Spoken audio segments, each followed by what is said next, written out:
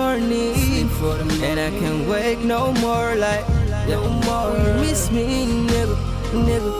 Will you miss me, nigga, nigga? Or what if I go on a journey, and I can't return no more, no more? Will you miss me, nigga, nigga? Will you miss me when I'm gone? When I'm gone, will you miss me, nigga? Will you miss me when I'm gone? When I'm gone, yeah. Will you miss me, nigga? Yeah. Will you miss me, nigga? Ego, báwo ló ṣe máa jẹ́ náà? Taba soon, town in the gym. Mommy,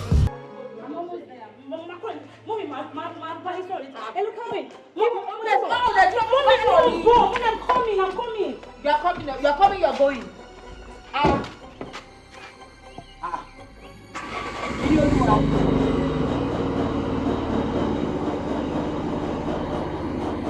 You don't know how.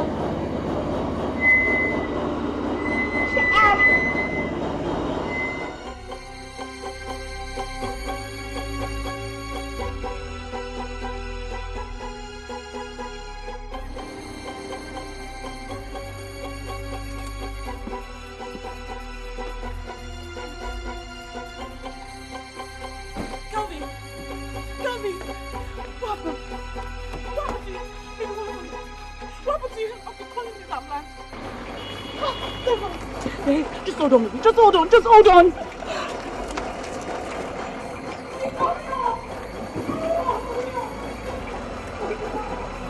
Oh.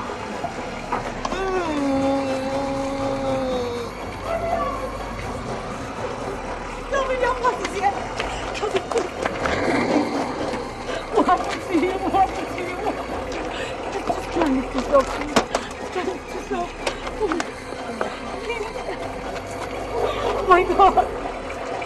Oh my God!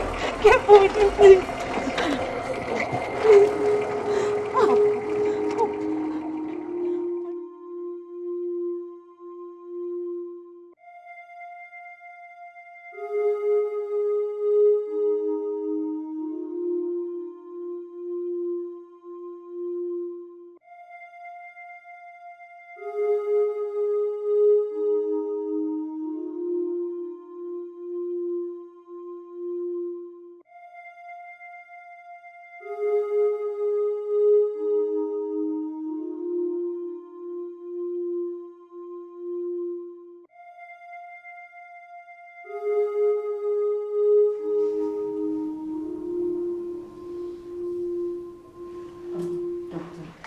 Ẹjọ́ bá lára ẹ̀ sìn, ṣé ó ti ń bẹ́tà? Ó ti ń bẹ́tà. Ẹ jẹ́ kí ìyá lọ́pẹ́ lọ́wọ́ náà. Ọ̀nà ṣeun. Ẹ̀yin náà rí pé gbogbo treatment kan fún ló ti response. Yes, you're right. Tó bá fún wa di ìrọ̀lẹ́, a máa discharge ẹ̀. Lágbára Ọlọ́run. I'll see you before you go. All right, thank you so much. Pẹ̀lẹ́ Kelvin. So, kí ló fẹ́ jẹ ń sè?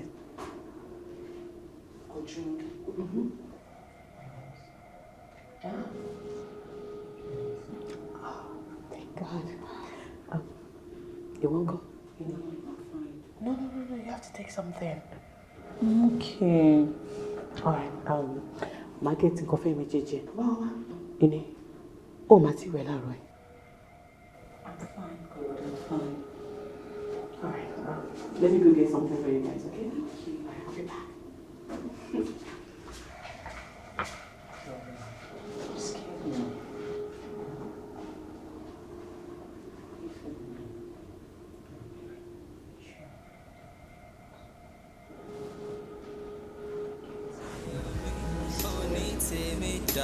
Girl, I'm so cold alone.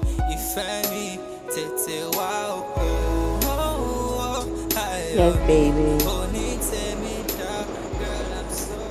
Let you show. Need to go home now. Okay, situation team, I'm see if you will complain, okay? I know. No, Mom said to my worried to me CD by this time. But my heart won't just leave you alone. Come on, Papa. Mi ò sá lọ. Yorùbá ní ilé làpò tí ń jókòó jèjì. Bó ṣe ń bọ̀ ń dé lọ́nà. Mọ́tà. Mi ò mà fẹ́ràn kóbìnrin máa fọwọ́ mi mà ní. Even just a little. You have to go now. Ó dẹ̀ láṣìírí kan tí mo fẹ́ sọ fún ẹ. Àṣírí. Yeah. Okay, Mongbo. Ìwọ láṣìírí náà. Me? Yes.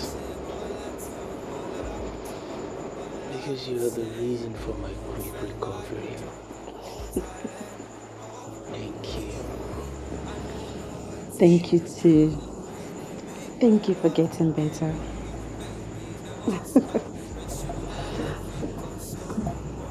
I love you, baby. And I miss you. Baby, oh, do mommy. Whenever you call my name, whenever you call my name, oh, do mommy.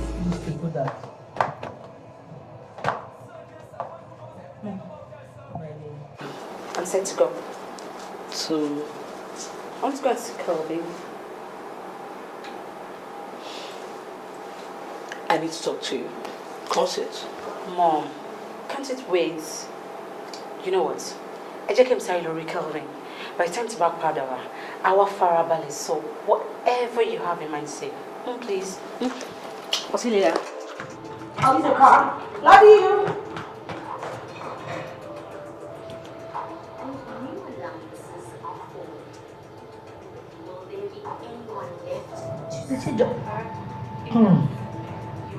Okay.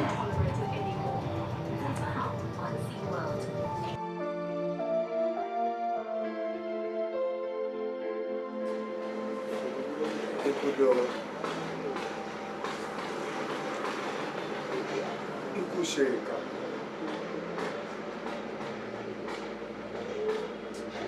Ìbá jẹ́ ikú máa gbà owó. A bá fún ikú ní ọ̀pọ̀.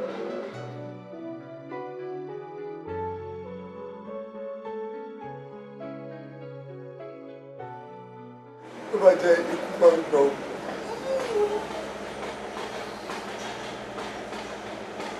Agbára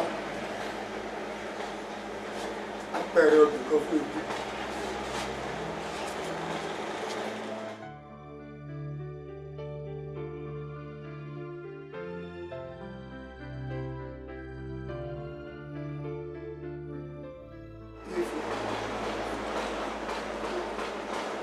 We have been pleased with life. We should not displace with head.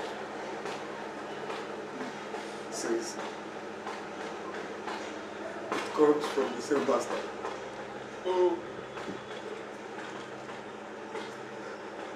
Àṣé òtítọ́ ni wípé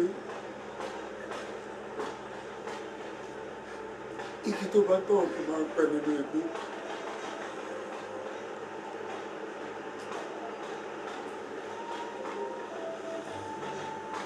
Bí òjíṣẹ́ ayé ṣe ń gbàgbé. Bẹ́ẹ̀ ni tọ̀wọ̀ jẹ́ kó ní ìsinmi. Tó kúrò pé kó máa bọ̀ káwọn. When we are home, we cry. And the world rejoices. Let no one be for me. First celebrate my funeral with me. For I still live.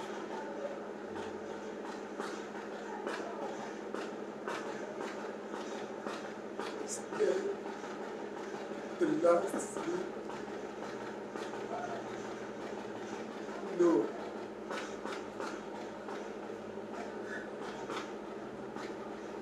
For the final weekend. Or as one. Where are you going in the presence of death?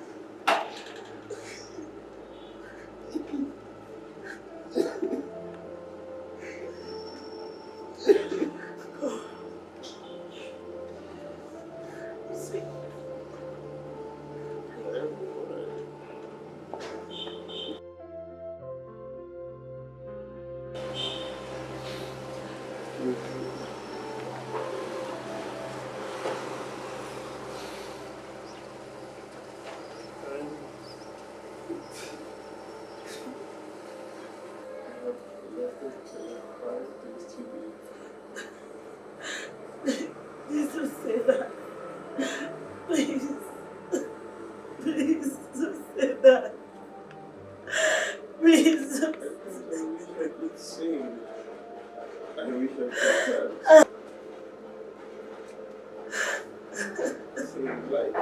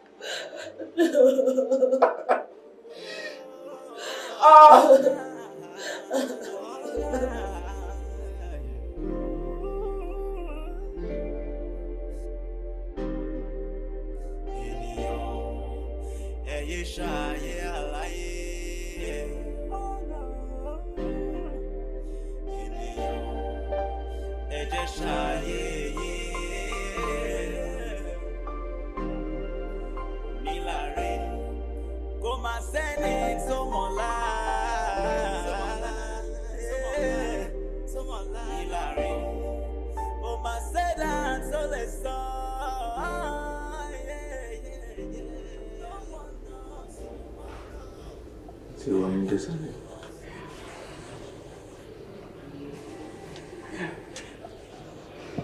What? Why are you crying? What is going on?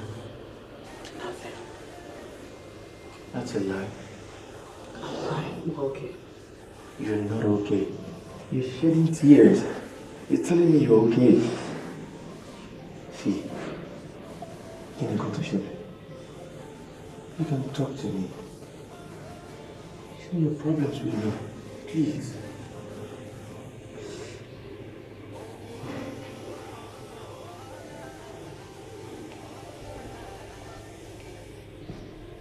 You're smoking.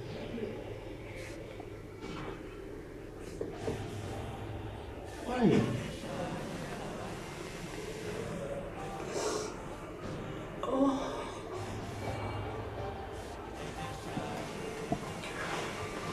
Calvin. Yes, please.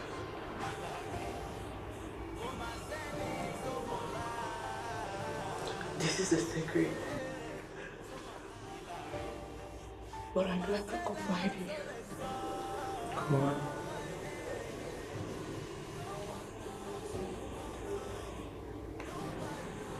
Money.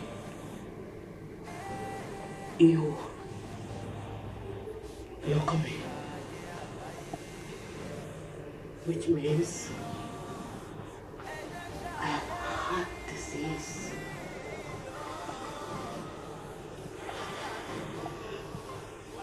I don't want to think about it. That is why I make sure when you're around me, just to make me happy. It's weighing me down. It's killing me.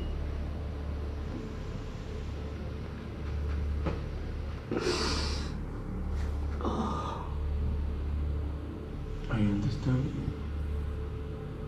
But this you're doing is not a solution. That's all I can do. That's a lie. Mo kàn go sìgá láti lè pàrònú rẹ̀ ni. Sìgá ò lè pàrònú rẹ̀. I know, but You're only going to worsen the case. You know you have an health issue and you're smoking again. I know. Please. Don't smoke again. And no more cigar more. You have taught us a lot. And every one of us has actually learned to live a good life from you. I know. But it's just so difficult for me. You have to try. Would you please stop smoking?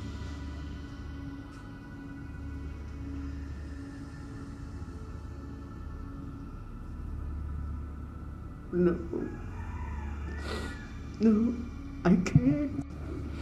I can't stop. You tell me stop, Rara. You have to stop.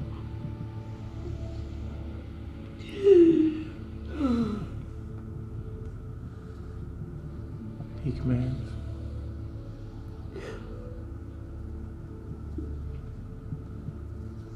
Please. Promise me you will stop smoking. Oh God.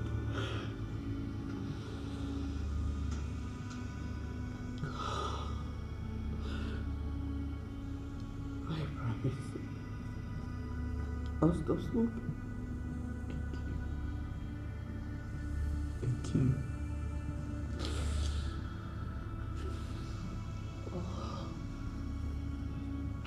I have a gift for you.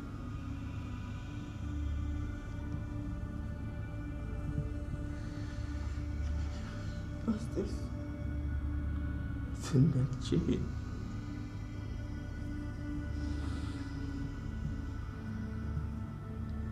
Only Mopsy be my one you go over. Títí tí ọjọ́ tí o ní accident. Oh God. Tó kú tó já mọ́ wọn lọ́rùn. I decided not to wear it or even mend it because it symbolizes pain. Come to allowing me at home, which is in the physical world. But our spirit lives.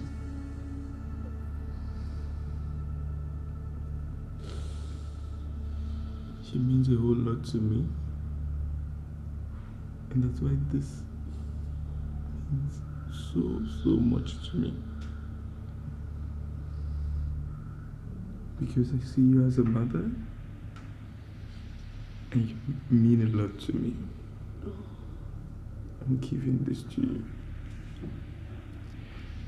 And I promise you that we won't cut us off from Millennium.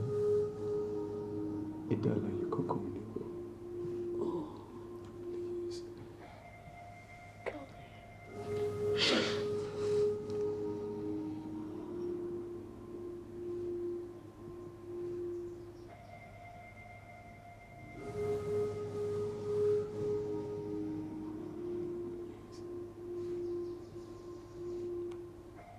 Thank you. Okay. Trust me.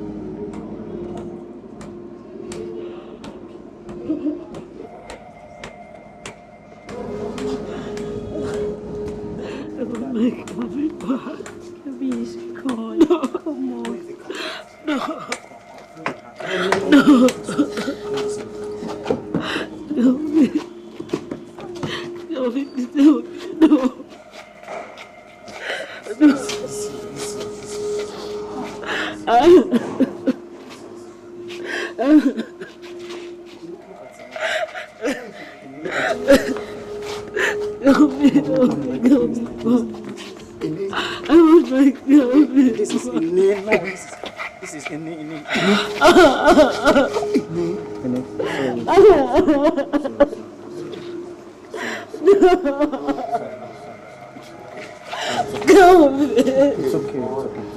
Oh my. No. It's okay. No. Come, face like this. No. It's okay, come. Come. No, No, like this. Ṣé bí mo ṣe máa ń kú nìyẹn? Stop drinking for yourself. I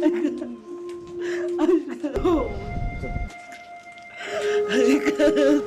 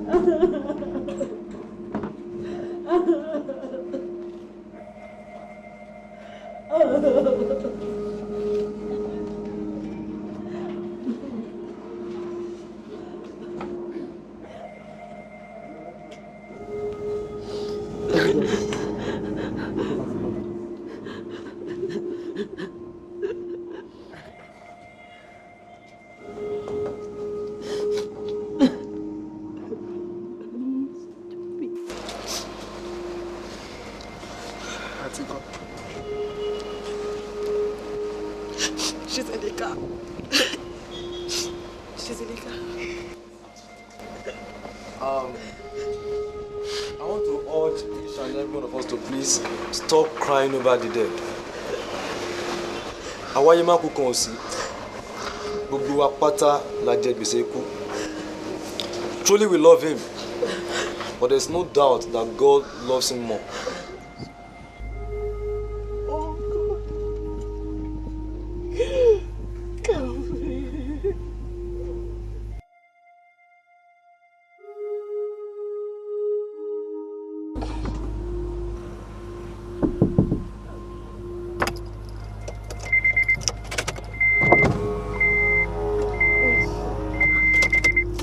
ṣetán ta wọ́n ní kí everybody wà.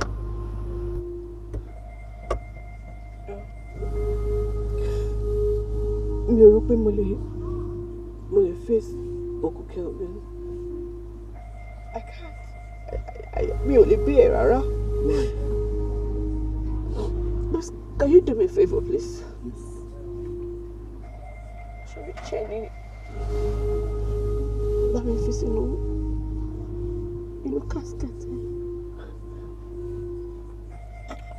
Oh, okay, ma.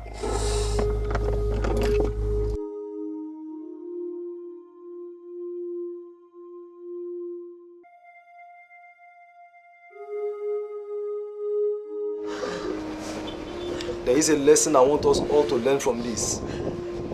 Ẹ jẹ́ kí a ṣe rere. Ẹ jẹ́ kí ikú kó ká nǹkan tó dá mọ́ wa lọ́wọ́. So that people's utterances can be positive even after our death. I pray the Lord will help us. I don't know if you have anyone here that has one or two things to say.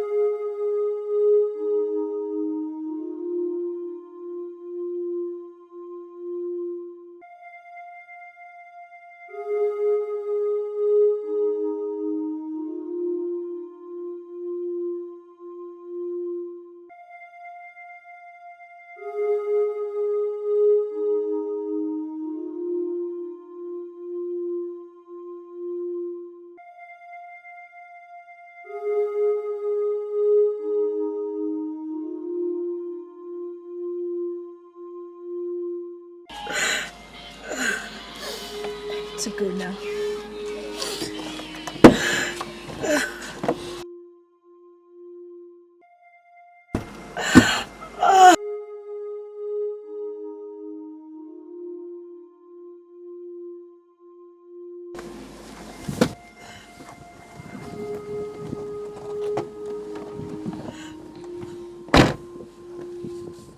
Hi.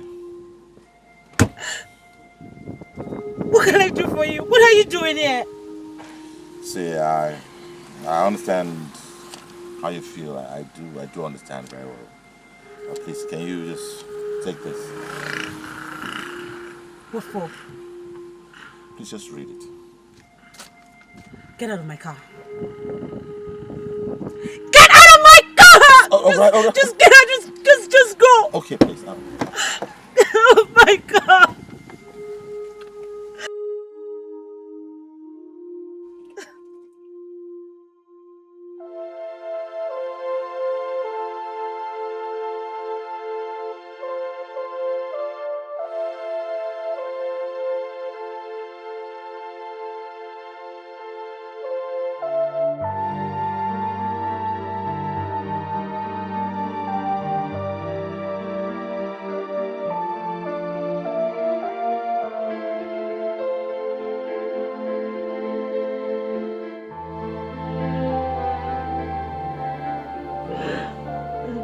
before my business.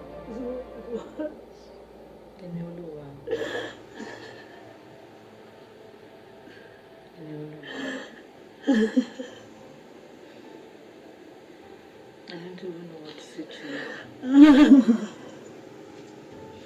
But I know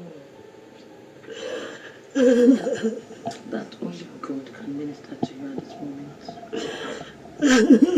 Because even before you were formed, He knew you. Kò sí nǹkan tí ẹ̀dá lè máa go through or pass through láyé yìí. Àwọn ọmọ pa ẹ̀. Lánà, Kevin, dúró. Kó má kú. Kó wá fi ẹ́ sílẹ̀. Ó wá fòṣọlẹ̀ ó kú lẹ́yìn ìgbéyàwó. Àbí ká ní all accident, ọ̀rọ̀ lápá, ọ̀rọ̀ lẹ́sẹ̀, ọlọ́gbọ́n, ó di liability sí ẹ lórí. Ìwọ náà máa gbàdúrà kú fún mi. Ewé kan lè jábọ́ lára igi, kó lè máa mú ọ̀pá ẹ̀. Ọlọ́run dẹ̀ kí n ṣe nǹkan tí ẹ kó má fa ìyọ̀pẹ̀ sílẹ̀. No, sit down. Kevin was my only true friend. But I don't want to live again. I don't want to live again. You will not die. Ṣorí àìsàn tó wà lára ẹ̀ àdìgbò. It's a matter of time. Everything will be fine. There's always sunshine after every rain. There's always a light at the end of the tunnel.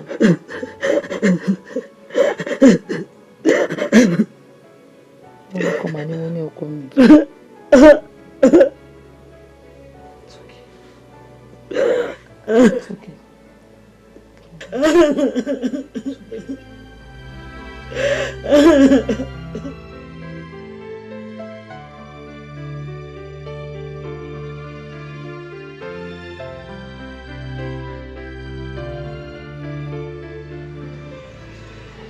Hello, Ava. Nora. Mo wà níwájú ìta lẹ́yìn. All right. All right.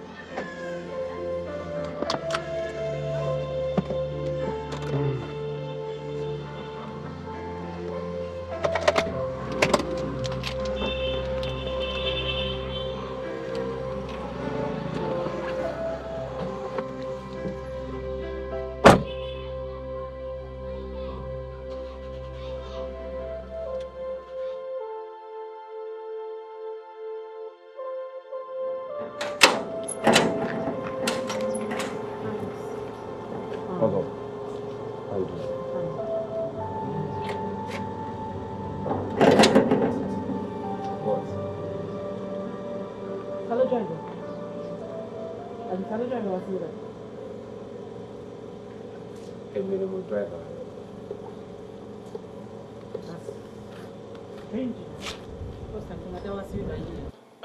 Well, jẹ́ ká fi yẹn lẹ́yìn Olúwa. Dr. Sean sọ wípé ìwà àtàwọn arẹ́ra níwájú ilé wa níjọ́ ta fẹ́ lọ gbé. Alex, please, mo bẹ̀ yín. Má mention orúkọ máa yẹn bí bá at all. I don't want to talk about him. Jọ̀ọ́ torí Ọlọ́run. Olúwa, calm down. Ṣorí máa yẹn sọ wípé àwọn fún ẹ ní envelope kan. And the envelope, wọ́n ní Kelvin ni ó fún àwọn.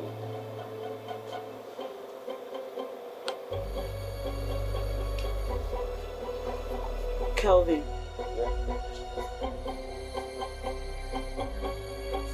Envelope.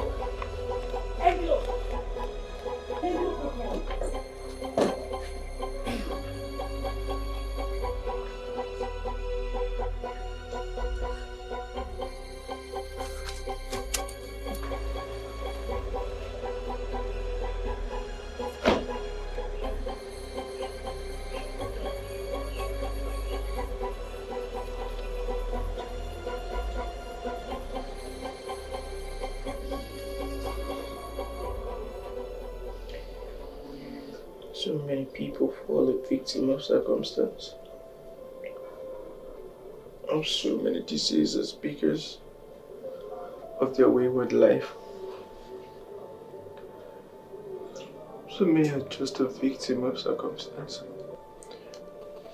Like me, like her, like so many other people out there.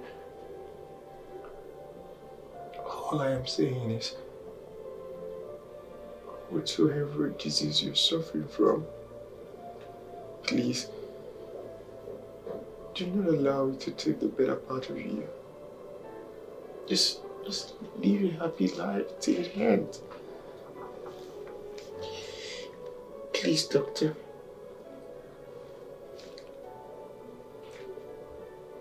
You know, by the time you'll be reading this, I might be no more. But please, do what you know you can to save a life.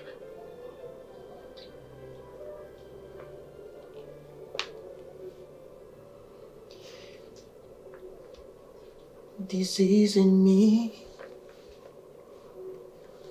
in so many other people, is a blind future. My life is short, but I want to make the best of it. By giving my best to the human race, so people please learn from me. Friends, come stand by me. I need your love night and day. People learn from me and try to live a good life. Then I'm asking you to take my hands now. 'Cause I'm tired and lonely. Give me love. Give me hope.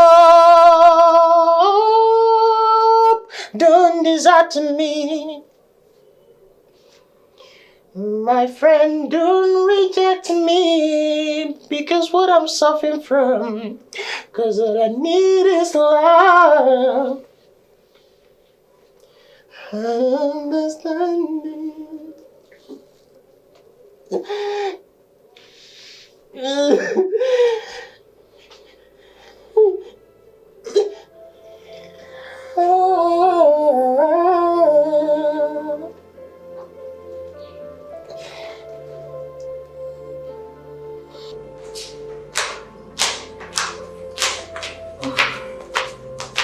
I'm sorry. I tried. Emma, it's okay. Thank you. Okay. Thank you. Okay.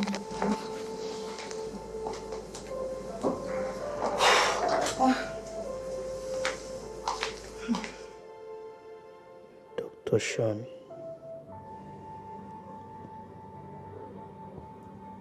I am deeply sorry for my manners. Lóòótọ́ ni mo mọ̀ pé mo ṣe àṣejù.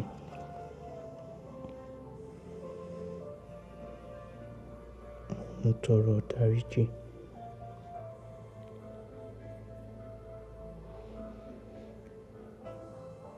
Mi ò mọ bó ṣe máa yá sí.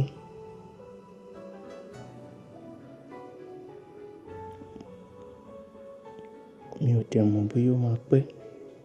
And I'm hoping that you will take a very fast and urgent action lẹ́yìn tẹ́ bá ka lẹ́tà yìí.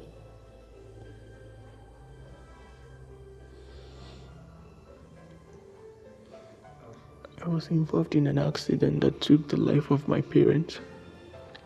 ibẹ̀ ni àbúrò mi ti forí gbá tó fi tẹni tí ò ní mẹ́mórì kankan tó fi jẹ́ pé any little thing ó máa ń bínú tó máa ń ba nǹkan jẹ́ tó máa ń da nǹkan rú ni. Ìdí nìyẹn tí dókítà fi sọ fún wa. It's so unfortunate that your parents died in the accident. And that is why tí mo fi ní láti ṣe àlàyé àwọn ọ̀rọ̀ kan fún yín. Àlàyé wo ni? It's a pity. Your brother now suffers from amnesia. What does that mean? Lẹ́yìn àyẹ̀wò tí a ṣe fún wọn, a rí pé orí ni wọ́n fi pa, and wọ́n fi orí yẹn pa gan débi pé ó ti affect memory wọn.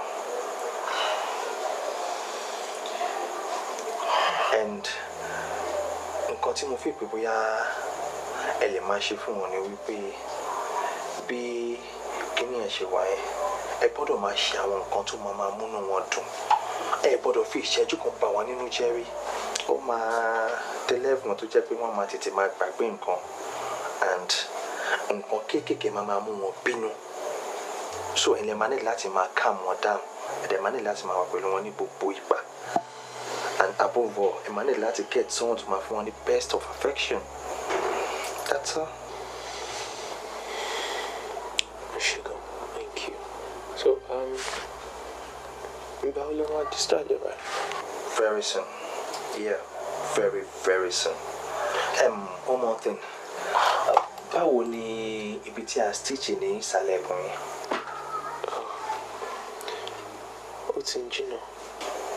That's good. Àmọ̀ràn kan lèmi kan máa gbà yín. Ẹ máa ní láti jìnnà sí àwọn nǹkan bíi iṣẹ́ agbára fún bíi oṣù 3. Pàápàá jùlọ, ẹ máa ní láti jìnnà sí ìbálòpọ̀ obìnrin fún bíi oṣù 7. Ó ṣe pàtàkì gan. Ṣé gbọ́? Ó léwu gan láti súnmọ́ obìnrin torí pé kí ẹ má bàa fi ẹ̀mí ara yín ṣòfò. Ṣé ti gbọ́? Mo ti takò, because I had to do what I had to do pẹ̀lú ìní Olúwa, because of the love I have for her. Nítorí mo mọ̀ pé nǹkan tó nídìí ní ìtẹ́mi ti ṣe, mo mọ̀ pé bó pẹ́ bóyá I will have to go. But please, doctor, mo mọ̀ pé only condemned patients lè máa ń tọ́jú. So I know you can do this. Please save her life. Nítorí tí ìní Olúwa bá gbádùn, àbúrò mi náà gbégbé ayé àlàáfíà. For me, I'm fine. Èmi ti gbà kámú. But please save her and save my brother. Thank you.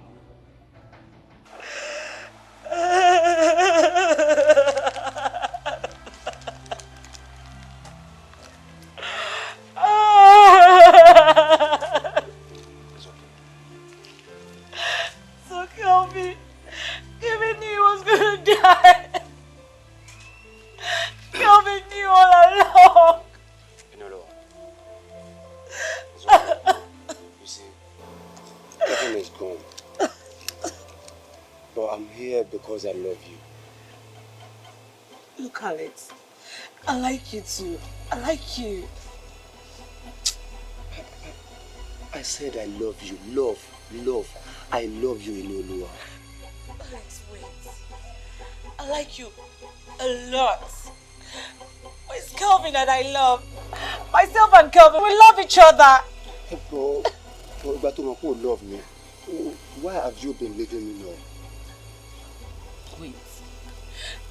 Mo kàn send text message yẹn as in nítorí nǹkan tí Kelvin sọ fún mi pé ó ń ṣe, as in your brain, as in just to help your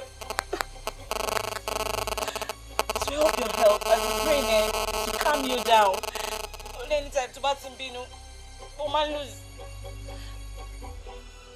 lose out. We're just helping you. What's wrong with my brain? Tell me, what is wrong with my brain? No, Alex, it's not like that. For what?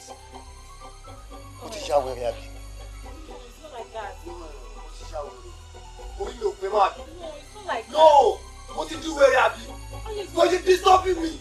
Can't you put message every morning and night? Can't you tell me that we go? No, you don't say that. You disturbing me now. Why now? You don't say that now. You don't say that now. Alex! Me.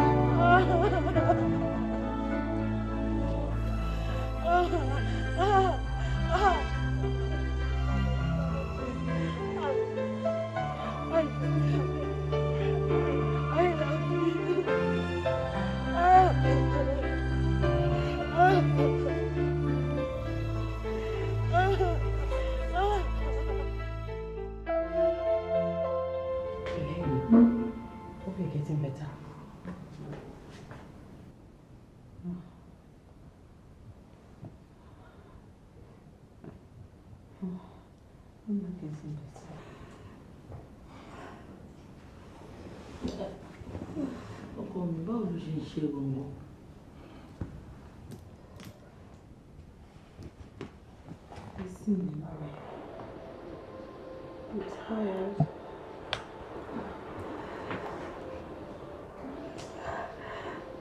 Sorry, are you feeling on the pillow? Sorry. Sorry. Tired now. Mrs. Jackson, make sure you see me before you leave. Okay. Thank you, doctor. Thank you.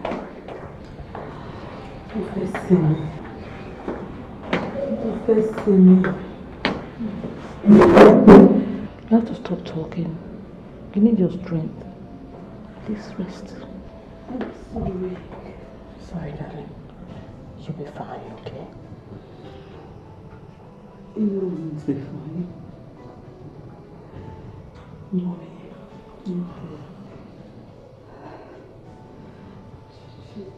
It was me. Your sickness me. That it was it.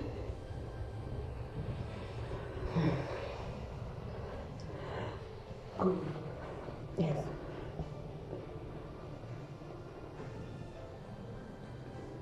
Good. No, go.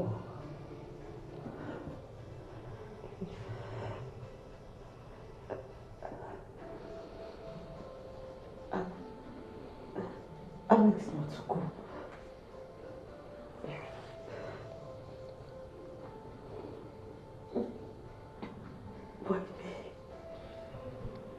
But it's not your fault, my dear. It's not your fault.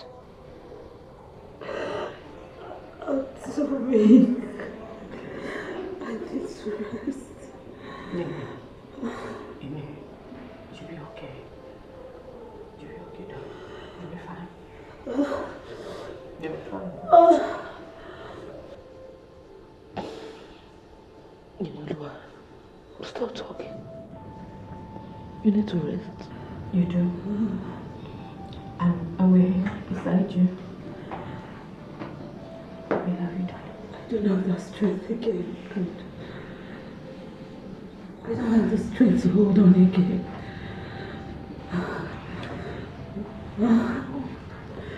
It's so big. Good. Yes, dear. I'm here. Hold me.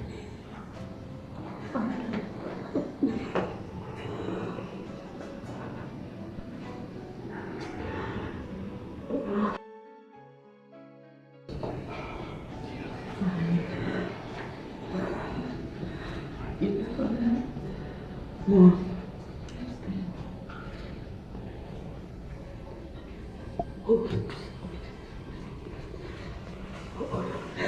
Hold me.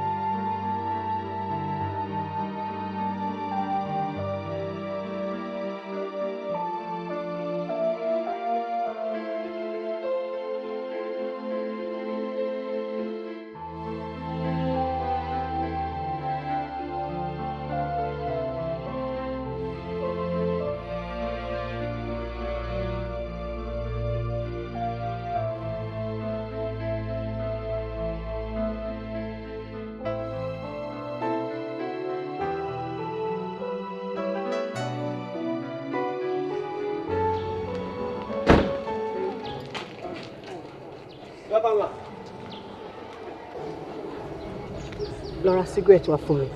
Relate to Mamu. Packs méjì. Cigarette. Yes. Fẹ́yí. Fẹ́yí. Auntie. Dá mi lóhùn.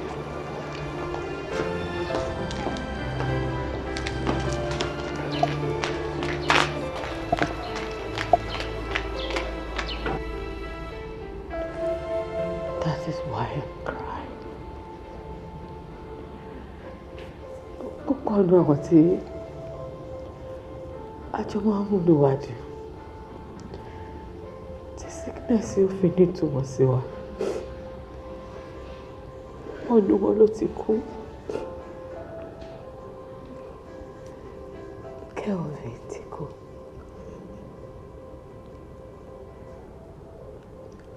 Adéṣọlá.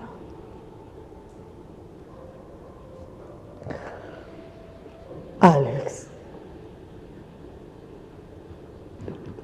Ikú tó dùn mí jù ní ikú ìní Olúwa.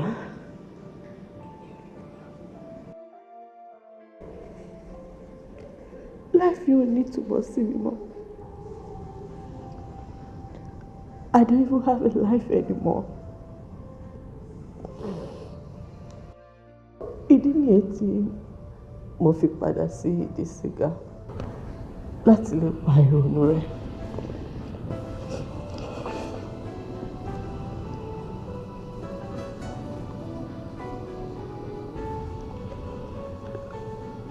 Dr. Noti sọ fún mi pé sìgá mímu ó dangerous gan sí health mi. Wọ́n dẹ̀ jẹ́ kó yé mi pé tí mo bá fi mu sìgá pé anything ló lè ṣẹlẹ̀. But I don't have a choice. But, Auntie,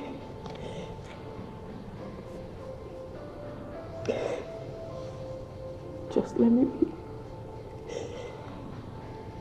Just let me be.